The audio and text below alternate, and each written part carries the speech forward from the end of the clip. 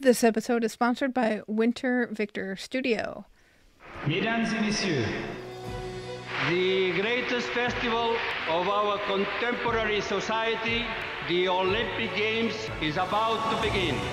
This is going to be close. Oh! They're all completely gassed! They've given it everything on the global bucket! Oh, yeah! Go! Oh! Brilliant, brilliant, brilliant. But that is an Olympic championship. Ready? Hello, fans of TKFLASTANIs, and welcome to another episode of Keep the Flame Alive, the podcast for fans of the Olympics and Paralympics. I am your host, Jill Jaracz, joined as always by my lovely co-host, Alison Brown. Alison, hello, how are you? I am knee-deep in preparations for Rib Fest. Oh, that's right. You have Rib Fest at your house on Memorial Day weekend. Yes, we have not done it the past 2 years, so this is the return of Rib Fest. I actually don't know how many ribs they're going to be. It may be a brisket in the smoker, but more importantly, I think we have 3 or 4 vegetarian guests. and then there's me, who actually doesn't even like ribs. So I will be making alternative Memorial Day dining. Please tell me there are more than 1 or 2 people that like ribs. Oh, coming. yeah. Okay. There's like 10 people who like ribs. I mean, it's not that big. It's like 15, 16 people. But I don't like ribs, and I really don't eat meat. And then my friends have produced little vegetarians who are now teenagers and adults. So we band together and we sit at the kitchen table and we eat other things and let all the carnivores go nuts in the other room. Excellent. But I am thrilled to be able to do this again, and everyone's safely vaxxed and everyone is organized, and it's a nice Memorial Day weekend to actually get back together with people. Excellent.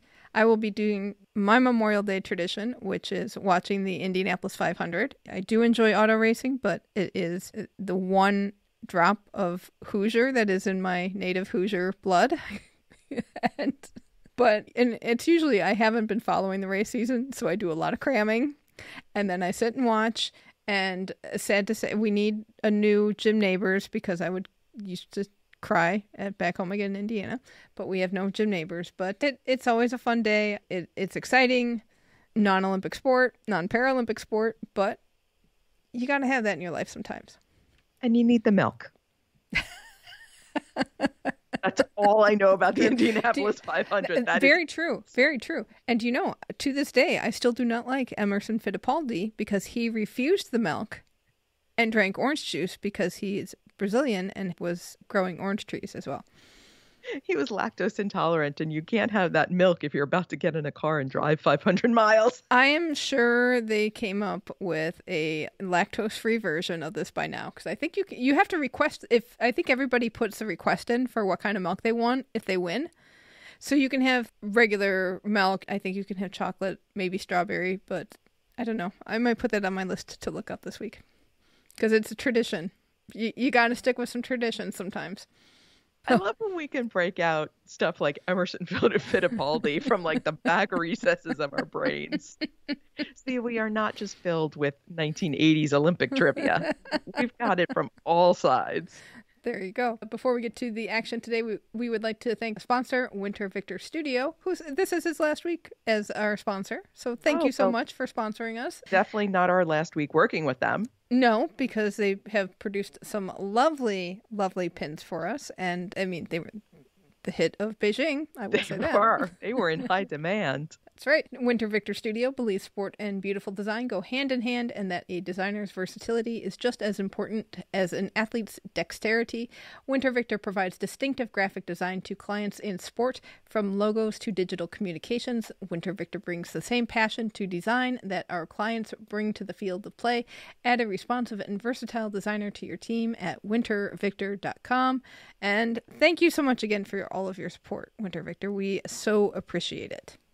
So I know we talked about tradition, but we are totally breaking tradition on our show this week. Why not? We usually do lightning rounds on holidays, but today we wanted to try something different.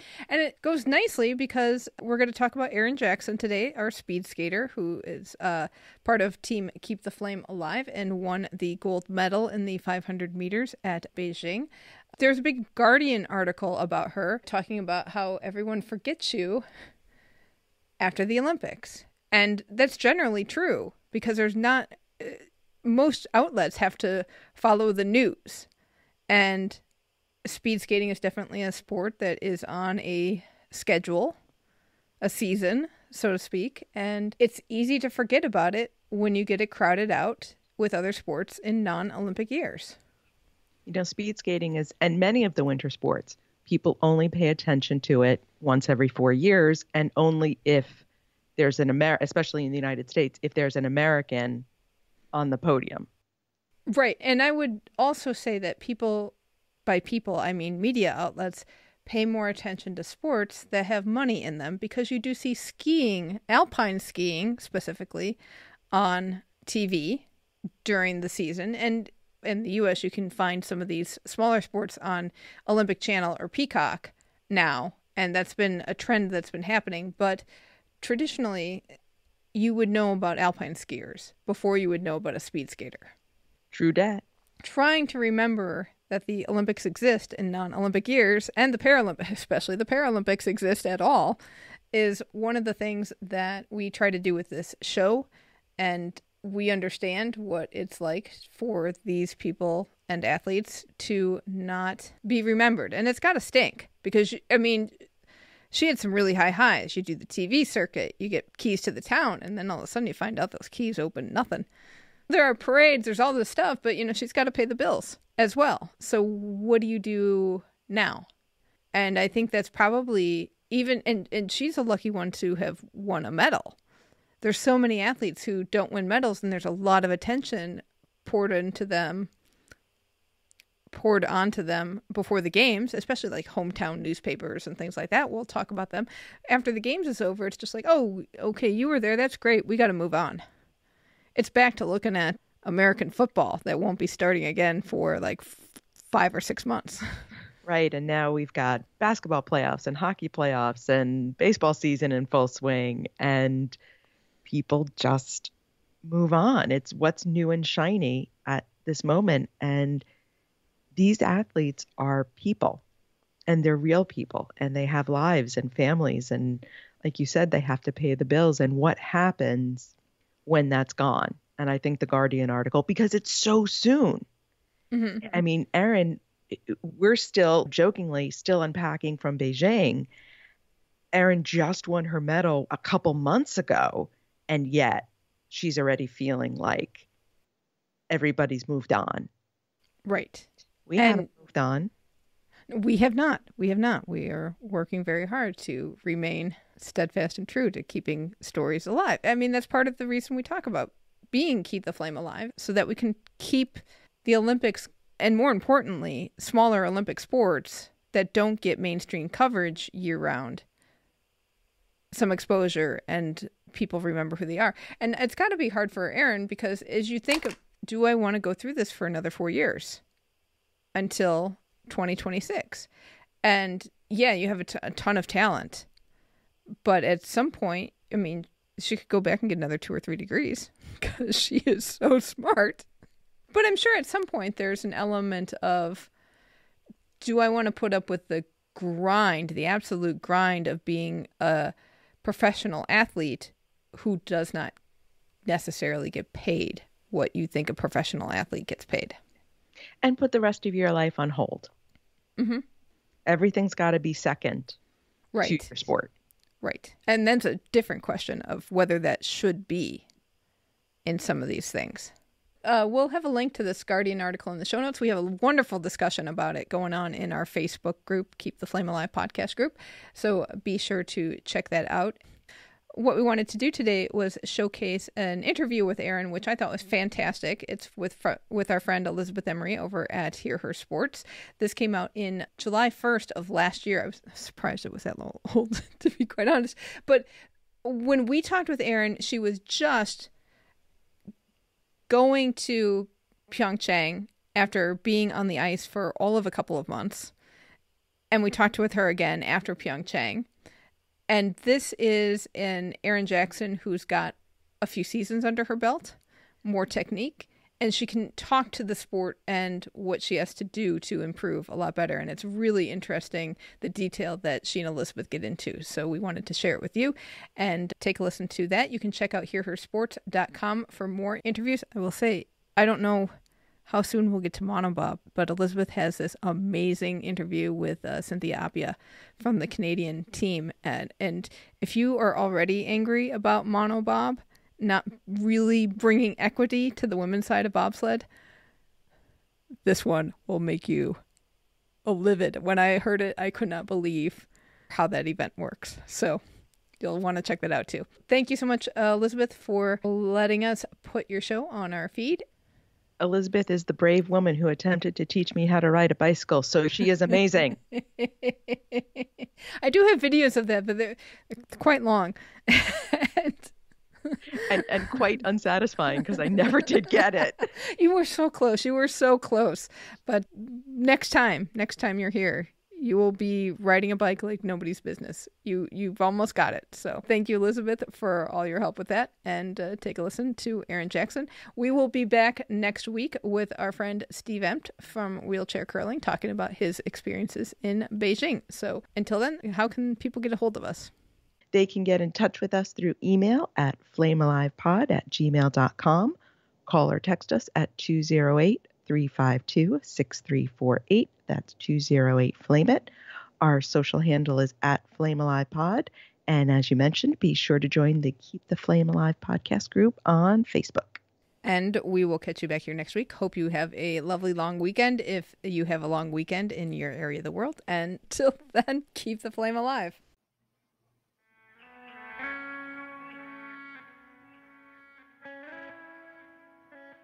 Hello, a lovely welcome to you. This is Hear Her Sports, the podcast introducing terrific female athletes and women in sports. I'm the host and producer, Elizabeth Emery. Summer most definitely arrived, and whoo boy, is it hot. I love the heat, but this is something else for sure. It was great to watch the track and field Olympic trials in Oregon, and I felt for those athletes competing in 100-plus temperatures. Katie Najat, who has been on the show a couple times, performed beautifully, earning a spot on the Olympic team, winning the trials, clearing 16 feet, 2.75 inches. It's the top clearance in the world this year and an Olympic trials record. I know how hard she's been working, so it was wonderful to watch her reach her goal. Katie was first on the show in episode 14 to talk about the sport, how she got started, and the many ways girls, and women of course, can look healthy. Then in a fast track last year, she shared how COVID training was going for her and what she had planned in the times of no plans. I'm so excited for all the Hear Her Sports guests who have made the Olympic team and can't wait to watch them. For this episode, I'm speaking to another Olympian, speed skater Erin Jackson. Erin's been a skater all her life, but took up speed skating only in 2017. It was really interesting talking to a longtime high-level athlete starting a new sport because she is so tuned in to what's needed for success, but still learning. As a result, she is able to explain details of the process and what she's discovering. Erin shares a week of her training, race day warm-up, being confident but having doubts, learning about equipment and representation in the sport. In the episode, Erin mentions collaborating with an organization working to increase diversity in skiing by giving scholarships to women of color.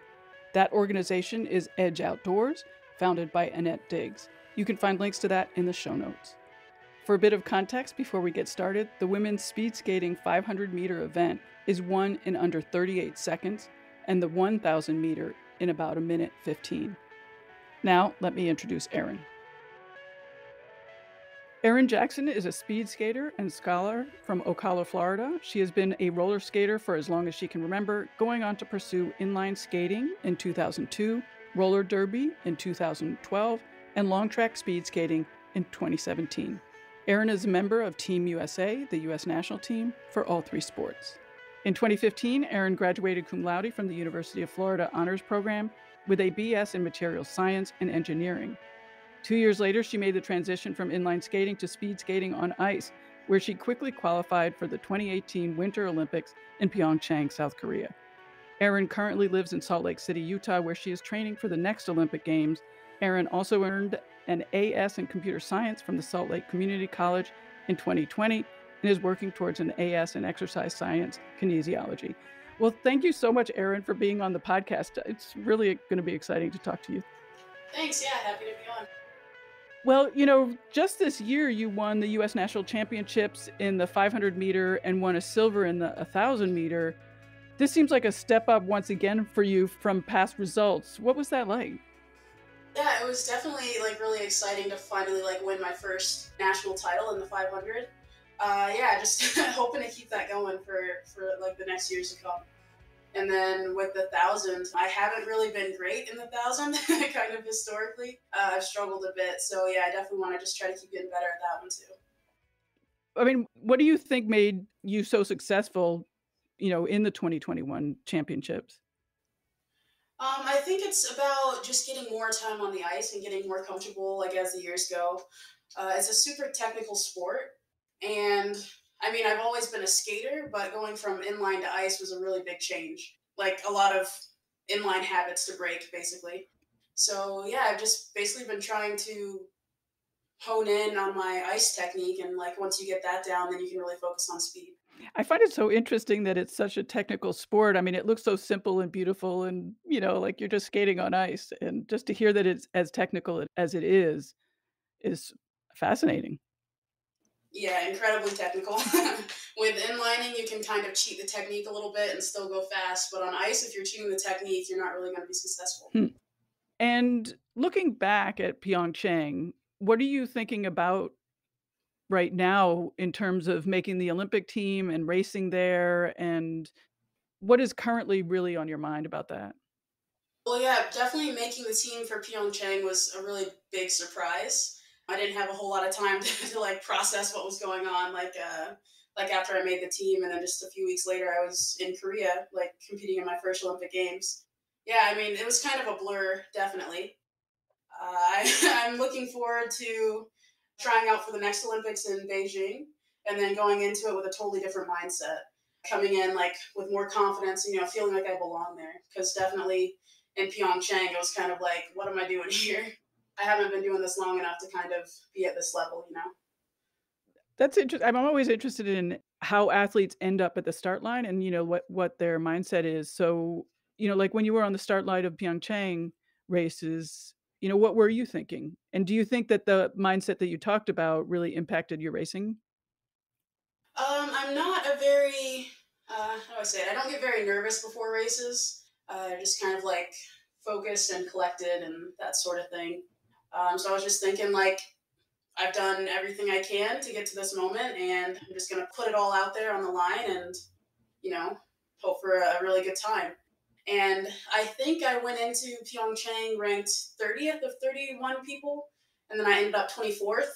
Of course, I wanted to get a better time. It wasn't the best time I could do, but, I was happy to be there, and yeah, I felt like I gave it my best. Do you work specifically on confidence and things like that? I mean, are there exercises you're doing, or you just know now that with more time on the ice, you'll be more confident? Yeah, I guess I've never really worked on confidence specifically. I just I'm very realistic, I think, about how I've prepared and, what I can do with that preparation. And, I'm realistic and optimistic and all that. I don't really get negative with myself. I think it has a lot to do with my original coach on Inlines, Renee Hildebrand. She was just a really great motivator, and she helps the athletes to really believe in themselves and know what they're capable of. And then as far as if things don't really go my way when I compete, I don't I don't really see it as a failure or anything like that. And I don't just try to put it out of my mind either. It's I really want to think about what went well, what went wrong, and how I can kind of learn from something that didn't go as well, and try not to make that mistake again next time. It's interesting that you had a female coach. I talked with female coaches quite a bit on the podcast. Do you have any thoughts about female coaches versus male coaches? And did you, what were your thoughts about having a female coach? And did that matter at all? No, it didn't really matter at all. I hadn't really thought about it. She was just, she was just my coach, and she was great. I mean, we're from a very small town in Florida, Ocala, Florida. It's horse country. And for her to raise multiple world champions and then future Olympians, all from that small town, it just says a lot about the kind of person she is, Sure. And she's still coaching in Florida and raising more champions. So yeah, she's pretty amazing. Well, what's up with your training right now and competing right now? And, here we are in sort of semi post-COVID. So what's happening? Yes. So let's see, last season ended in March, like kind of early mid-March. And we were able to take a couple weeks off to kind of relax for a little bit. And then we started training on our own for about a month. And then we came together as a team about the second week of May, and we've been training together since then. So we're kind of still in like the ramping up phase. We've had like one full training block already. We're in our second training block. We're doing some like preseason testing. Like we just had Wingate, like anaerobic testing yesterday, and then tomorrow we'll have lactate threshold testing. So just kind of getting our baselines for the season. Yeah, super fun, super painful. Yeah. Yeah, we're all definitely trending a lot higher, like a lot better test results than last year. So that's always good to see. What does a training block mean? Okay, so a training block is like right now we're in 4-week blocks. So that means we'll have 3 hard weeks and then 1 recovery week, and then go into the next block. So yes, we finished 1 4-week block, and now we're in our second. I assume it's another 4-week block. But this first week is a little bit of a hybrid since we're doing all the testing. Can you describe what your last hard week was? Yes. So like just kind of day by day? Yeah. All right. So Mondays are kind of like a gut punch to get you like ready for the week. We'll normally have 3 sessions on Monday. So we'll start out with dry land. That's kind of like skating simulation, but on shoes. And it's kind of mixed in with cardio. So you'll do like some dry land exercises and then like jogging in between. And then we'll get on the ice for short track. Because yeah, with speed skating, there's long track and short track. And that really has nothing to do with the distance you skate. Because sometimes when I say I do long track, people think, oh, well, a long distance skater. Like, no, I'm a long track athlete, but a short distance athlete on long track.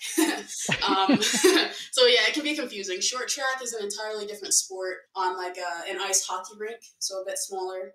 And like during the summer months, the long track ice is not in the oval. Like they take that out for the summer, so all we have is short track. Oh, interesting. Yep. So on Monday mornings, we'll do about an hour to an hour and a half of short track, like working on drills and cornering and that sort of thing. And then to stop you for a second, the exercises that you do on dry land, are those like squats and that kind of exercises, or more technique kind of exercises? More technique. Like you'll be in a squat, like skating position, but you're really working on like the movements, like kind of simulating the skating movements and making sure that you're breaking everything down and, just getting everything lined up properly. Right. Okay. And then we'll have some sort of cardio exercise like on your own Monday afternoons. I normally choose to run, but most people cycle. I'm not very fond of cycling. I kind of had like a rough start to that. Like I had never been on a road bike before I moved out to Salt Lake. I had never been clipped in or anything like that. So I definitely crashed. Oh, yeah. I crashed a whole bunch. Everybody does. Yeah. Yeah, my first 2 seasons were not great. Some pretty bad crashes. But then last season, no crashes. And this season I've only done like 1 team ride, but fingers crossed. And then, let's see, Tuesdays, we'll have a weight session in the morning, lifting. And then, like, typically we'll have sprints. Like, and then in this part of the season, we'll do sprints in the afternoon, like 200-meter sprints. It'll be like every 2 minutes, we start at 200 meter. And then, like, however long it takes us, then the rest of the 2 minutes, like, that's what we rest, and then we go again on 2. We typically do 2 sets of 16. Wow. And I'm guessing we'll start that next week because we're kind of ramping up from doing like 2 sets of 10 and 2 sets of 12.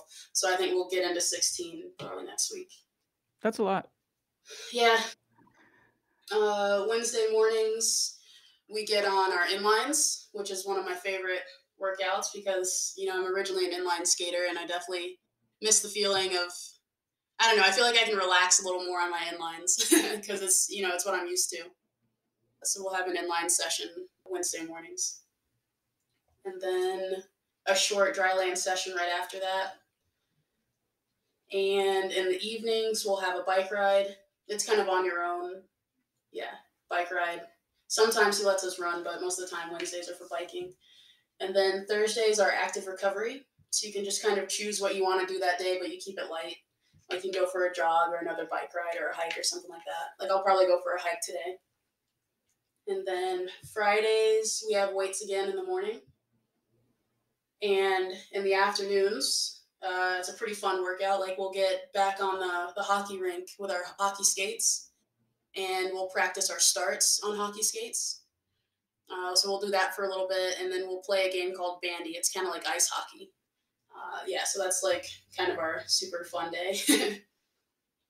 Saturday mornings are long bike rides, and I missed the one last week because I had like a sponsor obligation, but yeah, it's normally like a 3-hour bike ride, like maybe up in Park City, and then we'll typically have the rest of the day off, and then Sundays are rest days as well. Is this like an official Team USA location, and where are you living? How are you eating? Are you doing it by yourself, or is that all team organized? Yes, this is an official Olympic training site. So if you want to be like part of the national team for speed skating, then you would need to like live and train in Salt Lake City. So we don't live together. We like all have our own living situations and apartments and things like that. Got it. Okay. And as far as eating, I'm not a great cook, and I'm normally really busy, and cooking seems like a chore that's like taking away from either nap time or homework time or something like that. Right. So I've started ordering these like pre-prepared. Is that redundant? Pre-prepared meals that like they're pre-made and then you heat them up and eat them. So Right. yeah, I've been doing that. It's from like a company that kind of specializes in athletes and that sort of thing. Oh, that's interesting. I like that you don't cook. That's great. I make eggs. I can make eggs. Yeah.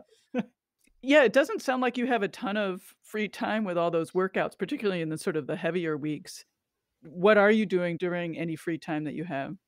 Eating or sleeping or doing homework mostly. Right. What classes are you taking now, or what degree are you working towards? I'm currently working toward exercise science and kinesiology. So I've taken, I think, maybe 3 courses in that so far on that track. And I've started to cut back, and I'm going to start doing just 1 class a semester until after the Olympic Games, just to kind of focus a bit more on training. So right now I'm in a nutrition class, and it's actually taught by our team dietitian. So it's pretty cool. You are also a part of Team Toyota. So what does that really mean? Like, I saw on social that you got a car. That's cool and helpful. Yes, yes, and I've kind of like always been looking at RAV4s. That's the car I ended up getting, was the RAV4 hybrid. Yeah. And it was funny because I had just been looking at them like maybe a few months before I got the notification about Toyota, and I was like, well, this is this is really nice. But yeah, I remember seeing Toyota when we had World Single Distance Championships a couple years ago in Salt Lake City. Like Team Toyota came out and they had a booth and everything, and I was like, wow, it would be really awesome to like be a part of Team Toyota. So just to like have that happen just a year or 2 later, it was definitely nice. What do they offer you, and what are you offering them? So they offer me a vehicle with insurance for the length of my contract. There's also like some money involved with the contract, and then I like represent them on social media with posts and things like that. I share any updates they have, and I have to do appearances, just like little local things and photo shoots and, all the fun stuff. Yeah. You've said in several interviews that you jumped right into skating on the ice, and you worked hard to learn that as fast as you could. What exactly did that mean? I mean, what did your training look like at that time?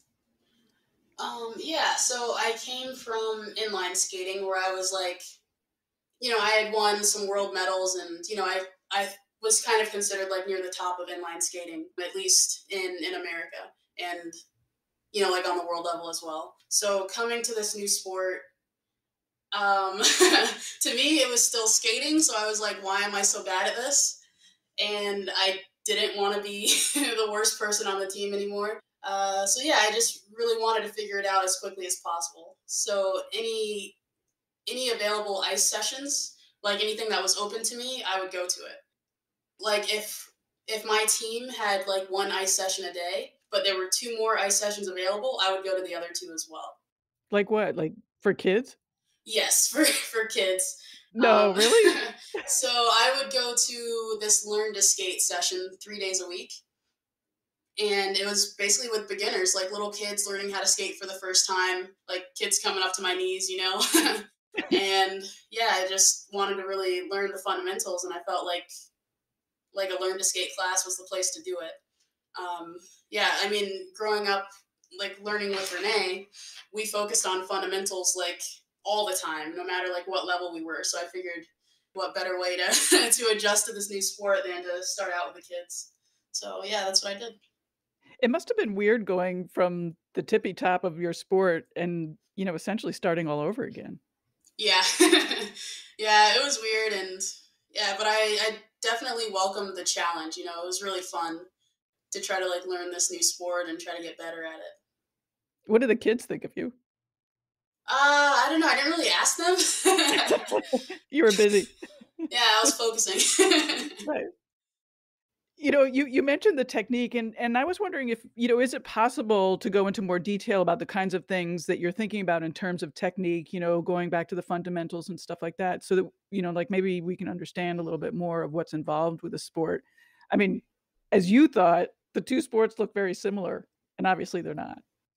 Right. So one thing about me personally on inlines is that I definitely cheated the technique a lot. But I mean, like I said earlier with inlining, like you can cheat it a little bit and still be pretty successful. Like, of course, if you have really solid technique, you'll do better, but it's not like a make or break thing, really. So I definitely didn't sit low enough because you want to have like a really solid knee bend. Mm. And I could get away with that on inlines, but on ice, it's like if you're, how do you call it?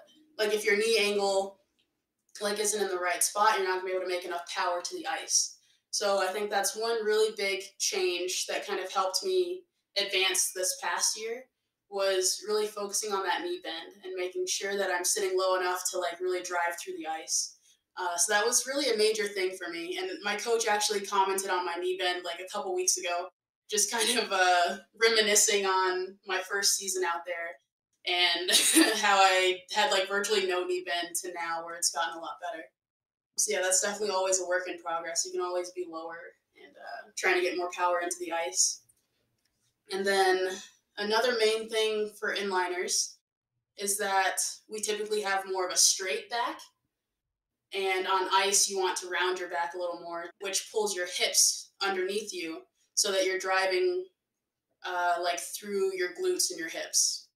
Versus on inlines with a straight back, where you're really getting more power from your quads. So that's one thing, like as I got better on ice, when it started to hurt in my hips versus my quads, I was like, okay, I'm starting to do it a little better now. But yeah, so knee bend, getting more of a round back and making sure to keep my hips tucked under so that I'm really driving through the hips and the glutes. And then I guess like the last thing, one thing that I'm working on now is kind of with my shoulders in the corners. And like having a really good shoulder angle as well and keeping my shoulders from moving around too much through the turns. Oh, interesting. Are you aware of how you go through this process of making those changes? It's not like an athlete says, oh, I need to bend my knees more, and all of a sudden you're bending your knees more. I mean, there's this sort of process, a painful process or a long process that happens. Are you aware of how you make those changes and, what that process is like for you? It's definitely a very long process. I thought I had been working on getting lower until I realized that I had not really been like making as much progress as I thought. And then one coach, I mean, when it comes to like hearing cues from coaches, the thing is that like different people say it different ways. And sometimes the way one person says it will click with you, and like the way another person says it won't. So one time another coach said, I want you to get so low that you think you must look ridiculous. Like people will be looking at you and saying like, she looks so weird for being so low. And for some reason, that's kind of when I started like really working on getting lower. Like once I felt that, like kind of the uncomfortably low feeling, I was like, okay, so this is kind of what I'm aiming for. And then since then, yeah, since then, it's been a little easier to kind of like work toward that feeling. Does it still feel uncomfortable? I mean, is that like a cue for you? Oh, this is uncomfortable. It must be good. So it's kind of hard to hold it in that position, but that's kind of what I'm going for, is to be uncomfortable. And my current coach, he says, like, of course it's going to be uncomfortable at first, but just always push the position, and then the comfort will come later. I read that you have talked in other interviews about the hips. Have you had to think more about hip stability and trunk stability and, hip health and things like that? Are you doing weight training specifically for your hips? Like, what are you doing to make that all come together? Yeah, definitely. We focus a lot on the hips in the weight room and also with prehab. So I have certain drills that I do like with bands and that sort of thing, like several times a week. And yeah, I've just been really focusing on like hip strength and hip stability definitely the past 2 years. And since I had sort of a back injury, I herniated 3 discs in my lower back. When was this? 2019, I believe. Summer pretty recently, of 2019. Yeah. So since then, I've been really focusing on my prehab and just being like really preventative with injuries. So yeah, working on core strength is another really big one. Because if you have a strong core, that kind of helps stabilize everything else. So yeah, core strength, hip stability, hip strength. How do you feel about core strength, stability exercises? Like, do I enjoy doing it? Yeah, because it's like the thing that I'm going to do it last. I think the fact that I know how beneficial it will be for me eases that a little bit, makes it a little more enjoyable. Because I'm thinking like, oh yeah, this is gonna make me good. How often are you doing core exercises? I think, let's see, I should be doing it every day, but I think I do it 5 days a week. Yeah, 5 days a week. So I'm missing 2 days there, so I'll work on that. Right.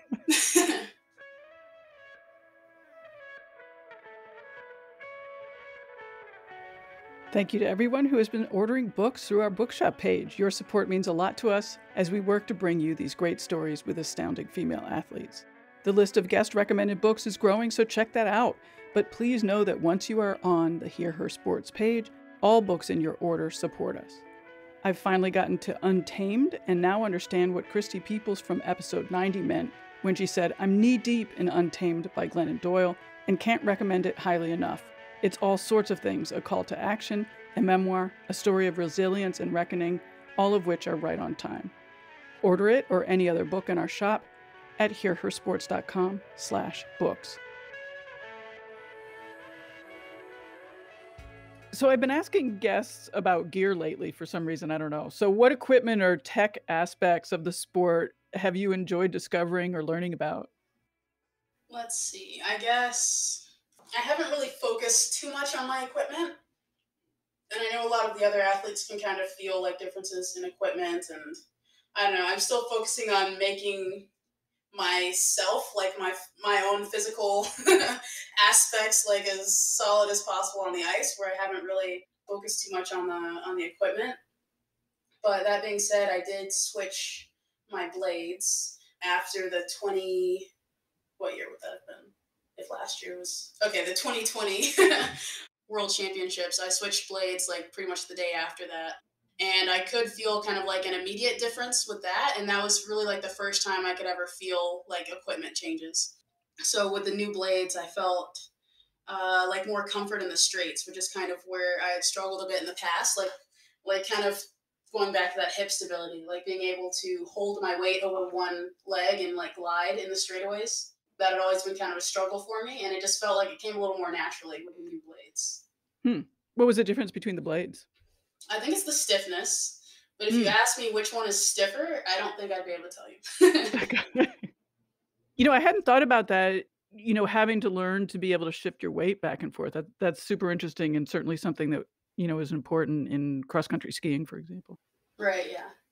What about the skin suit? Is that made for super aerodynamics?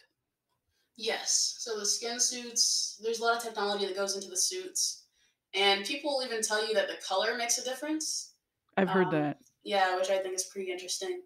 But yeah, the fit of the suit's really important. And like the seams, like where the seams are placed. Oh. Yeah, so you just want to make them as form-fitting as possible and minimize wrinkles. Do you guys get custom suits? Sort of. I think going into the Olympic year, we'll get custom suits. And when I went to the last Olympics, like our Olympic suits were custom.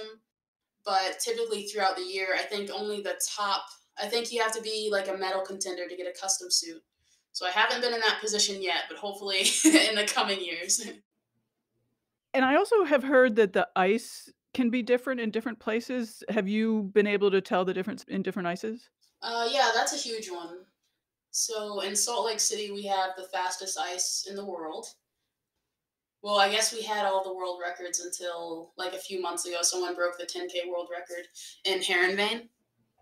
And Herenveen is a pretty fast rink as well. That's in the Netherlands. But yeah, Salt Lake City is like typically regarded as like the fastest ice. Part of what goes into it is the altitude. So there are about 2 rinks that are considered high altitude. So that would be Salt Lake and Calgary. So between those 2 rinks, like we pretty much had all the world records historically at those 2 rinks because they're both at high altitude. And then every other rink you go to is more or less going to be considered sea level. And like even time standards are different because you need certain time standards to qualify. And you'll have like an altitude time standard and a sea level time standard. Just because like the differences are like so significant between like the 2 types of rink. Yeah, so in Salt Lake, the glide is a lot better. Like you hold speed better. And then for me, like coming from inlines, I definitely struggled with that because I wasn't able to take advantage of the glide as much as people who had better technique. I was more like muscling through it and kind of like more using my power versus the finesse of the sport, which is really what you want to do is finesse it a bit more.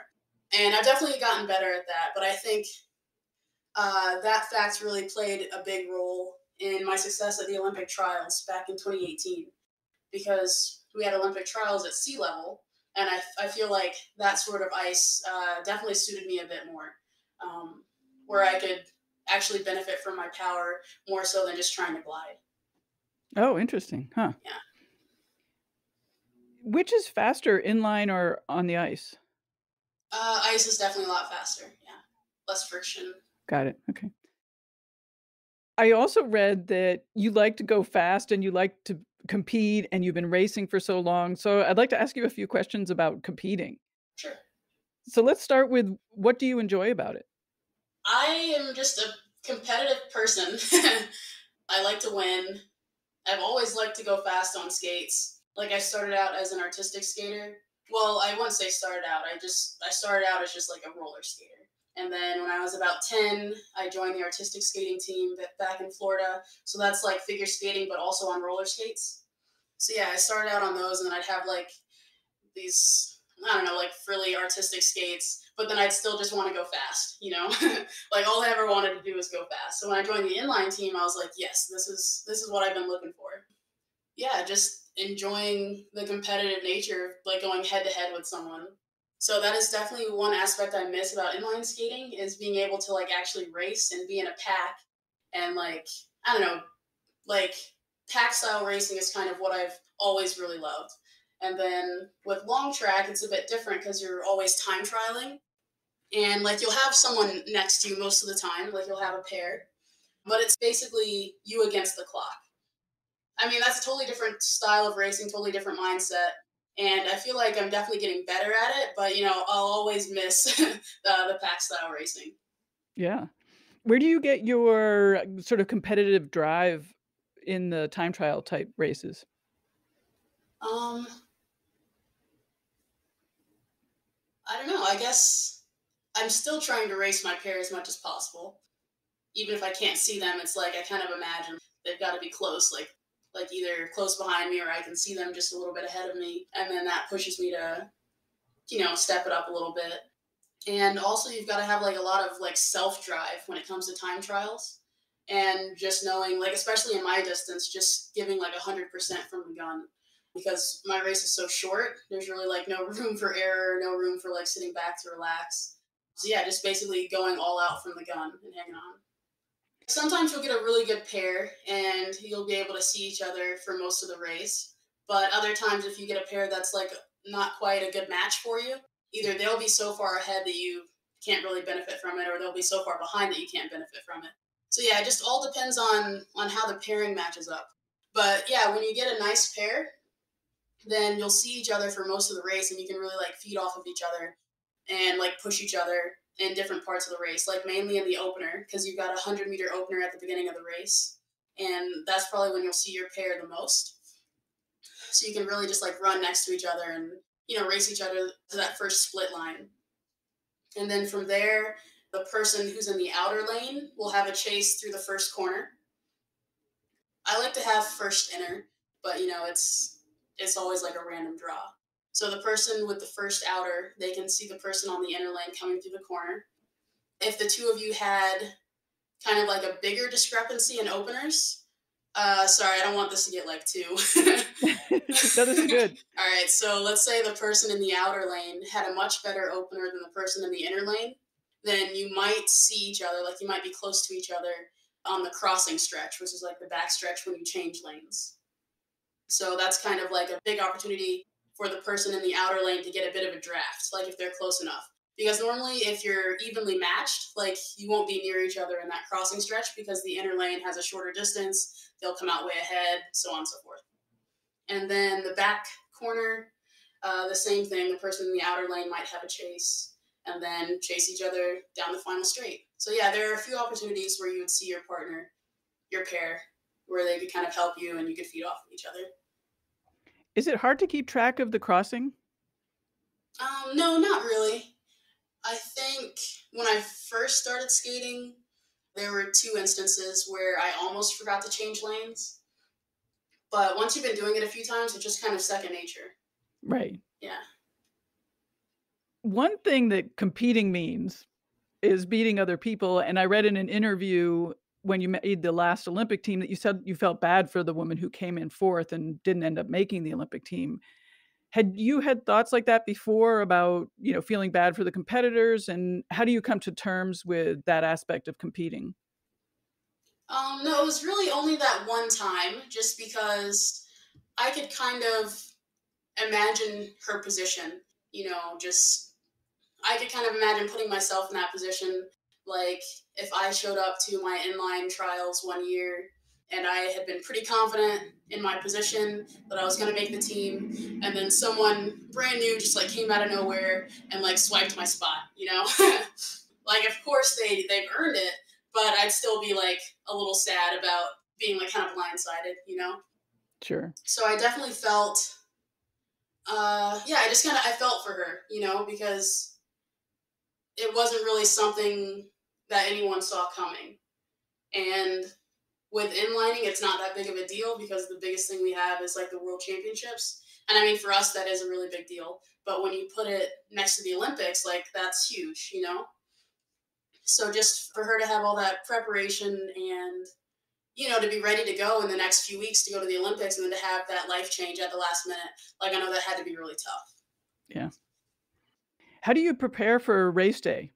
Like in the days or the weeks leading up to it, you know, what are you thinking about? What are you getting ready? How do you change your training? Really trying not to change too much and making sure that I'm eating properly, basically not doing anything stupid, you know? Just keep on keeping on, keep doing what you've been doing. Don't change anything. Don't try new foods. Don't try new workouts, you know, just keeping it consistent. And yeah, making sure I have a good meal like the night before and the morning of. I think that's so funny that you mentioned that because, you know, I think listeners could probably say like, well, yeah, of course you don't do that. But trust me, a lot of athletes are changing things the last week, you know, like out of desperation or nerves or whatever it is. Yeah, I've seen it a lot. People start to think, well, what if I just change this one thing? Like, like, no, don't change anything. Keep doing what you're doing. Like maybe change something when you've got like a month before a competition, but leading into a big one, you want to have everything kind of dialed in. You mentioned that you don't get nervous during competitions. Is that just because you've been competing for so long? I don't know what it is. I know that I got nervous when I was a kid, I was someone who got sick before my races when I first started inlining. I'm not sure when the switch really happened. And maybe it was when I started thinking about it a little differently. Like when you get to that point in a competition, like what more can you do? Like you've done all you can up to that point. All you can do is race your best and see how it turns out, and then you'll learn from it either way. And yeah, I mean, I think I have maybe the opposite problem where sometimes I struggle to get like hyped up enough. Like some people are too hyped and they get nervous. Sometimes I need to like put a little pressure on myself because I think I do a bit better in high pressure situations. So I'll try to think like like make the stakes really high for myself or something like that. Yeah, I was going to ask you about that because it can be easy to sort of, I don't know, in an effort to get rid of nerves, it takes the pressure off yourself somehow. I don't know. Yeah, you can definitely go too far in the other direction. So I have to try to keep a good balance there. On race day, when you're getting ready for your event, do you have any, I don't want to say rituals, but sort of routines that you have, listen to music, not listen to music, that kind of stuff? I do not. Yeah, I don't have like a special ritual or anything. I go through like a warm-up routine. I mean, I guess you could call that like a ritual, yeah, but I just try to make sure that I keep track of time, I guess, is the main thing that I'm focusing on, and making sure that I'm not rushing to finish anything that I need to do before my event. So yeah, I just kind of have a schedule for myself and say like at this time I need to be getting ready to go out to the ice. And that's basically what I'm trying to focus on, like getting my warm up in before I go out to the ice. But it's not like I have to do anything a certain way because I mean, maybe I'm weird, but I feel like if I have a very specific ritual, then if for some reason, if I'm not able to do that ritual, I don't want to be thrown off, What's your warm up? My warm up. So for race days, I'll probably start out on the bike.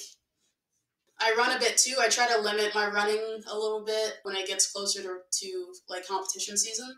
I've had some foot issues in the past, but I definitely try to get all I can out of running in the preseason. And then I might cut back on that a little bit once we start racing and then focus more on the bike. So before events, I'll probably hop on the bike for about 15 minutes and then go for a quick jog with like dynamic exercises mixed in. I'll do my prehab work, like focusing on my hips and my core, do some more dynamic, explosive things. And then, yeah, it just depends on like how that's split up. Like some things, like I guess we have a 3-part warm up. So there's like the off ice warm up when you first arrive, then there's the on ice warm up, and then there's the off ice warm up again.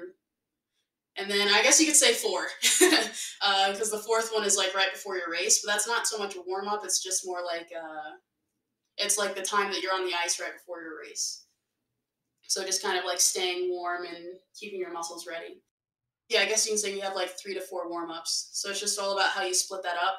So like sometimes I'll save like my more dynamic and explosive things for that second off ice warm up. And yeah, it's tricky. I know you've been asked a lot about representation in the sport, and recently I saw that you had specific suggestions for what could be done to improve that. Can you talk a little bit more about that? Right, yeah. So I had recently, I reached out to the Athlete Advisory Council about seeing if we could offer some sort of scholarship, for minority local kids, just to get them out here to try the sport, and maybe support them for a little bit in the sport and see if they have any interest, if they could be good in the future, that sort of thing. And I recently had the opportunity to work with another organization that's doing sort of the same thing, but with adult women of color for skiing and snowboard. So I was able to work with this organization, and I was on the selection committee for reading through their applications and helping, pick the women who would be selected. And then I met with the founder of this organization because she was in Salt Lake for a little bit, and we're going to work on getting something like that together for speed skating here. So that'll be really awesome. Oh, that's cool. Is that Annette Diggs? Yes. Oh, cool. Great. Yeah. Yeah, she's really cool. Yeah, yeah. And are there any other ways that, certainly speed skating is not the only sport that has diversity problems. I'm a cyclist, and cycling certainly has a diversity problem. I mean, Right. Are there other suggestions of things that can be done? I mean, certainly what Annette is doing and what you're going to be doing in speed skating sounds like a great first step. Yeah, I mean, I think it's just like the exposure for these sports, like getting that first foot in the door with these kids and like letting them know what's possible, because maybe they don't think about these sports, like there are certain sports that you see every day, like basketball, soccer, whatever else, track and field. But maybe these other sports that they don't see every day, just getting them in the rink or on the track, something like that. Like maybe that can be enough to start like making it a little more mainstream, a little more enticing to these other kids. And then especially with these winter sports, I know that cost is a really big issue. Yeah. Yeah, ice fees are super expensive. So that's one thing, like maybe getting some sort of scholarship to help pay for ice fees would help out a lot for something like long track or even short track. Yeah. It would be interesting to see federations get more involved in that way, being able to offer scholarships for people who otherwise would not be able to take up the sport. Yeah, I'm not really sure why it hasn't been done too much in the past, but yeah, hopefully we can get that ball rolling. As someone who likes education, and you obviously like education and learning, do you learn in a specific way or have ways that you like to learn?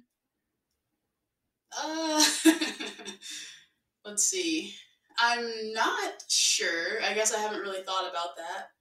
I know that I've learned a bunch of different ways. Yeah, I mean, I feel like I can kind of self-teach if I need to. Like, if the way a course is set up, like, isn't really working for me, I can still sort of, like, figure it out and teach it to myself. Yeah, I don't know. I've just always loved learning, and I know that when I was a kid, I did a lot of self-study. Let's say that I'm in first grade, then my parents would get these workbooks for second grade, and then I would just kind of work through that on my own. And my aunt growing up, she was another super scholar, so she would teach me like long division when I was super young. And yeah, I just always loved learning, and I've always found a way to learn, like even if the course isn't set up like ideally for me, I could still kind of find a way to make sure I get all the information. Do you think that your interest in science and math and that kind of stuff has impacted your skating at all? I mean, other than spreading me a little thin sometimes, I'm not really sure. I mean, well, actually, yes. Yeah, I guess you can say it has, because I think my willingness to like keep going back to school and to like, I don't know, to always try to learn, I think it's maybe helped me stand out a little bit to sponsors. And, sponsors really make the sport possible, right? Like, if I didn't have sponsorships, I wouldn't really be able to continue, like, supporting myself in the sport. So I think in that aspect, it definitely, like, it's helped me stand out to, like, have a degree, working on more degrees, and to really have an interest in science. Because I think a lot of sponsors have really been asking about that. I'm curious if you're going to be able to sort of meld your interest in skating and sport and the body, and then your interest in science and engineering, for a career or something in the future. Right. So I kind of have two tracks that I'm kind of looking at for going on to a master's program or even a PhD program. I could kind of combine, let's see. So on the business track, like if I wanted to go to a business college, then I could do information systems, which is kind of like the business side of computer science. So I finished an associate's in computer science, let's see, this would have been about a year ago at the community college here in Salt Lake. So just kind of moving from there, maybe finishing it out with a bachelor's and then going into a master's in information systems could be an option. Or combining my materials degree or materials engineering with a little bit of computer science there too, and my new field of kinesiology, I can combine all of those into biomechanics, which is kind of more what I'm looking for, because I was also interested in biomedical when I was a little bit younger. So yeah, kind of morphing that into biomechanics could be a way to keep, all of my fields of study kind of tied in, and then also tying it back into sports. You could go to school until you're 45 or something. I could. Just a lifelong student. Yeah, I was telling someone else that I recently realized that like going to school should be in my list of hobbies. Yeah. Yeah, I just keep going back. So.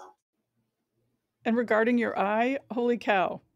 All I can say is, yikes. Holy cow. Yeah, that was a mess. Yeah, I was working with a bungee cord trying to strap something to a cart. And, I wasn't being very smart with it. I kind of had it overstretched and I was leaning over the cord and it just snapped back and got like stuck in my eye.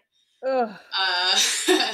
Yeah, it's like, of course, I didn't realize it was stuck there at first. Like, it was just a whole lot of pain. And then I went to like put my hand on my eye and it was like, okay, something's in there. Yeah, it was really painful and really nerve-wracking because I didn't know if I would keep the eye or like what it would look like. Yeah. Yeah, I don't know, but I ended up being very lucky. Like the first two diagnoses that I got were the same, like a ruptured globe. They were telling me that I would need surgery like that night. But luckily, like the third one I got, they kind of said I wouldn't need surgery, that it wasn't necessarily a ruptured globe, just like had a bunch of like bruising behind the eye. Yeah. So Wow. It was a blur. It was a very long day. Yeah. It sounds like a lot of running around to different doctors. Yes. The team dietitian I mentioned earlier, she was nearby. Like I was trying to call people to like come save me. So she ended up coming to pick me up, and she was the one driving me around to the different hospitals. And so wow. I thank her. Yeah, it was definitely a very full day, and we got McDonald's and McFlurries after. So that leads me to a question.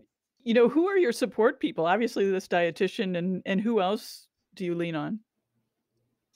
Like for medical things, or no, just in general. Like athletes are not solo. Oh yeah, well, all of my teammates are great. Well, let's see, all of them. Yeah, we can say all of them are great. Yeah, I mean, I like hanging out with my teammates. Like maybe going over in the evenings, having dinner, watching movies.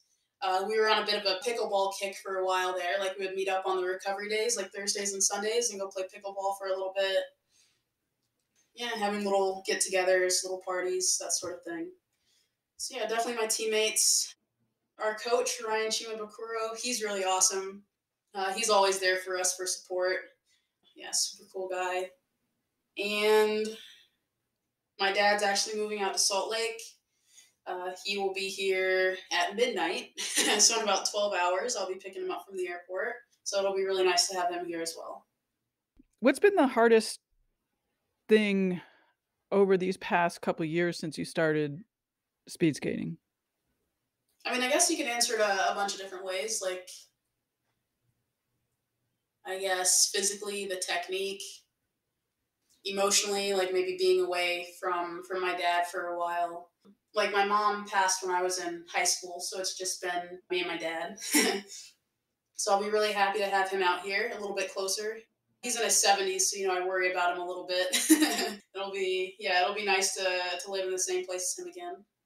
And then like financially, it's always a struggle, like being an athlete. I know that kind of making the Olympic team came at a really great time because I was starting to kind of question like the financial sustainability of living in Salt Lake City, with all the fees and living expenses and things like that.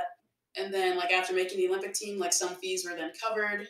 And, I got the sponsorship deal with Bridgestone, so that definitely helped with expenses for a while. And yeah, so I guess those are the main things, like physically, technique, and then emotionally, like being away from family, and financially is always an issue for the athletes.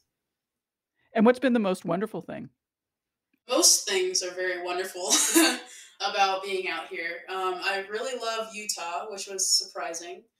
Coming from Florida and then thinking about coming to Utah, I was like, what's in Utah? Why would I want to go there? But yeah, I actually really love it here. I like the weather. In Florida, when it gets like below 50 degrees, we've all got out our winter coats and we're complaining about how cold it is.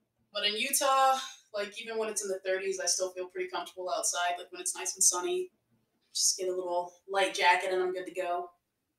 And then just like being outside. Back in Florida, I tried to stay in the AC as much as possible. But in Utah, like being outside is a lot more enjoyable. I like going on hikes now and going out paddle boarding, and I haven't really gone climbing outside because I still think I'm not quite at that level in climbing, but I do like indoor bouldering and that sort of thing. Is your dad going to live with you? Yes, we've actually been looking at houses. Nice. And just kind of figuring out maybe like a split living situation. Like he gets one floor of the house, I get another one. Uh-huh. So that, like I'm living with my dad, but not like living with my dad. So. Understood. Yeah. Is he a cook? Maybe he could cook. No. No. My mom was barely a cook, so we were all kind of doomed. Oh, well. Maybe your dietitian friend could help. Yeah. or order in as you have been. It's not a bad option. Yeah, I feel like I'm capable. I don't really enjoy cooking, and I'm a bit of a perfectionist when it comes to like following recipes and stuff, so it takes me a really, really long time. And yeah. Well, I like what you said about how it just takes up so much time. Yeah. And keeps you away from other stuff. So I get that. Yeah, definitely. If I can save time in a way like that, I'll definitely go for it. Take a little bit of the stress off of, late nights doing homework or whatever else. Right. Well, Erin, thank you so much. I mean, what a treat for me to talk to you. Thank you. Oh yeah, thanks for the invite. It's been fun. Thank you for taking the time to listen. Each episode is meaningful to me. I love having these conversations with incredible female athletes, but you are the most important part of this, hearing, enjoying, and gaining something from these stories and then spreading the word about women in sports.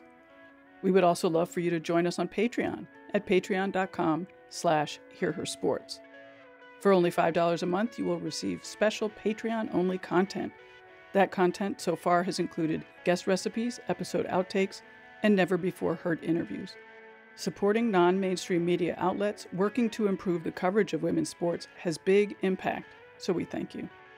You can also support the podcast by buying books through our bookshop page at hearhersports.com/books.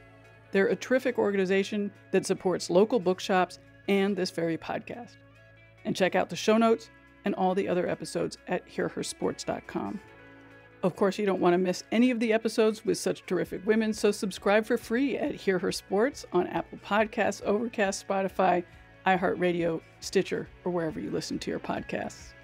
While 44% of athletes are women, only 4% of the media coverage is about women.